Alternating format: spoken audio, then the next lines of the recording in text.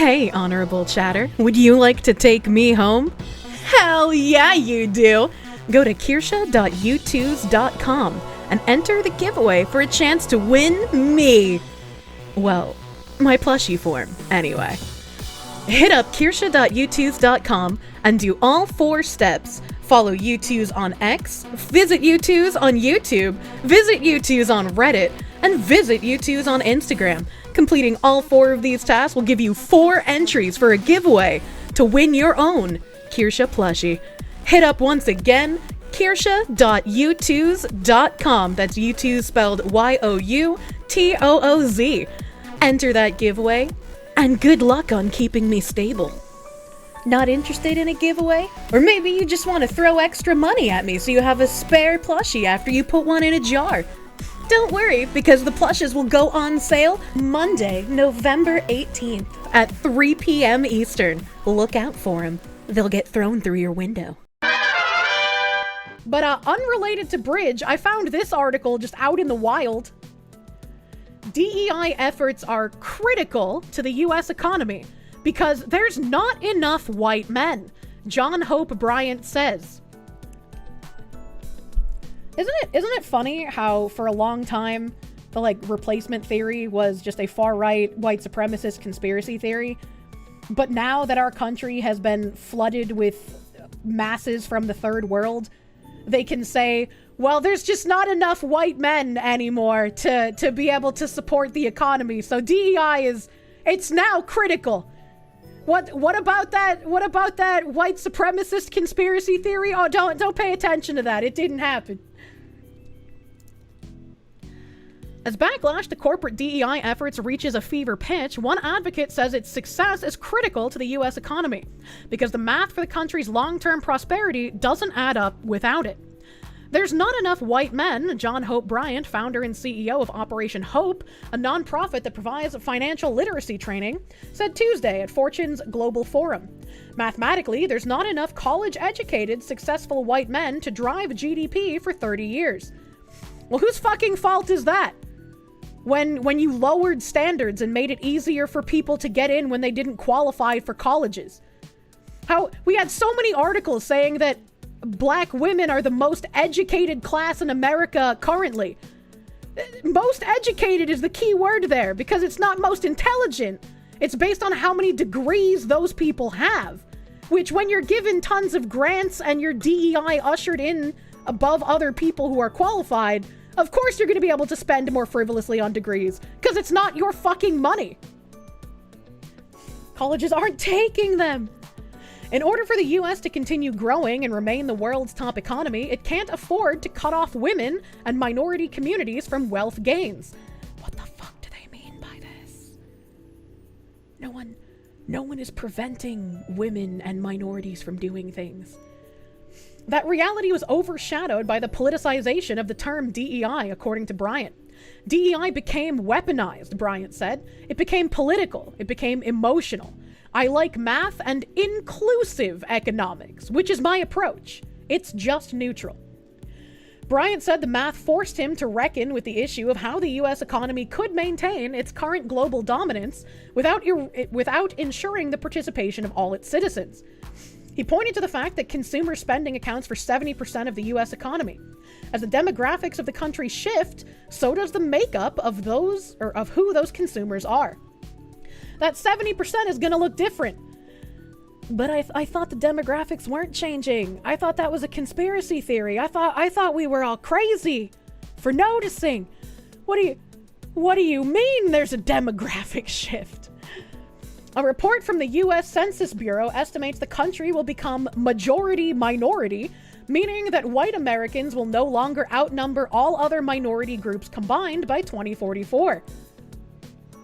Considering that Caucasians were already a global minority, are we going to be able to actually talk about that again? Are we going to actually be able to say how much it didn't matter that Europeans were a majority in their own countries that they built themselves? Is that something that we'll finally be able to say? It's a pipe dream. Even now, minority groups have immense purchasing power that is critical to the economy. Black consumers are expected to wield $1.7 trillion in spending power by 2030. According to McKinsey, fucking McKinsey!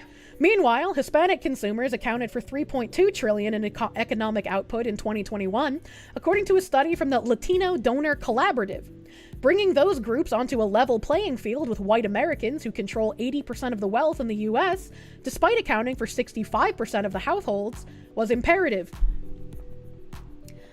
If you have a country that is majority white, right, the citizens are majority white, they are obviously going to control the majority of the wealth. If you flood this majority white country with hordes from the third world that don't have any assets, don't have any income, don't have any skills to be able to amass these things, well, no fucking shit! They're not going to be in control of the wealth. Like, what are they saying here? Impossible. How can that be true? Oh my god, Kick went down? Is Kick down? It's also back up on here. We had a good run. Is Kick okay? Did you guys get slapped? Are you slapped over there? Optics over actual impact. Always has been. Right, like, no shit, that wasn't gonna happen.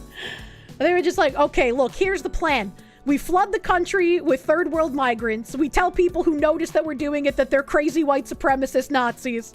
Once we have enough of these third world masses in the country, we just start giving them all this free shit. Free healthcare, free education, free housing. We're gonna give them grants to be able to start businesses. We just give them everything. And what's the goal here?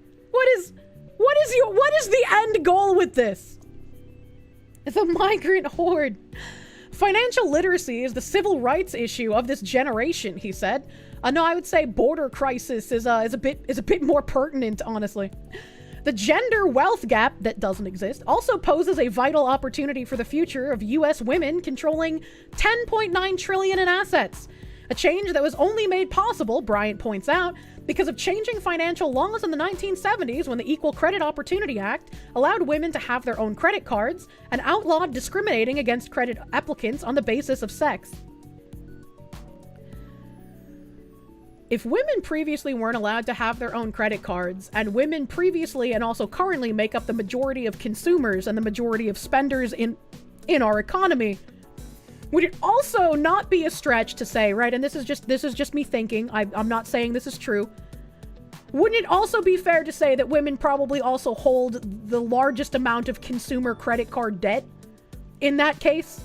Which means that allowing women access to their own credit cards without giving them financial literacy back in the day caused a rapid cycle of people who don't know how to actually use credit cards, and thus are now beholden to credit companies and the government to pay off their debts.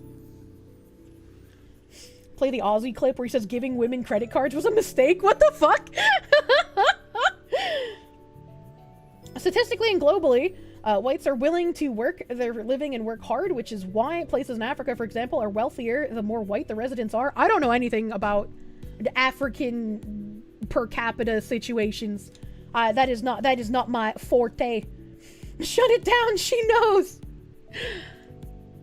Oh my god.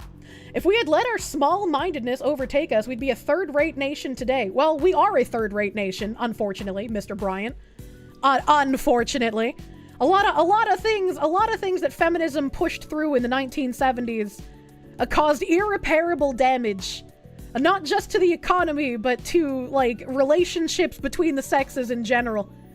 I don't know how we go about fixing this kind of shit, man, but like it's gotten wildly out of control. They use that word a lot. Small-minded.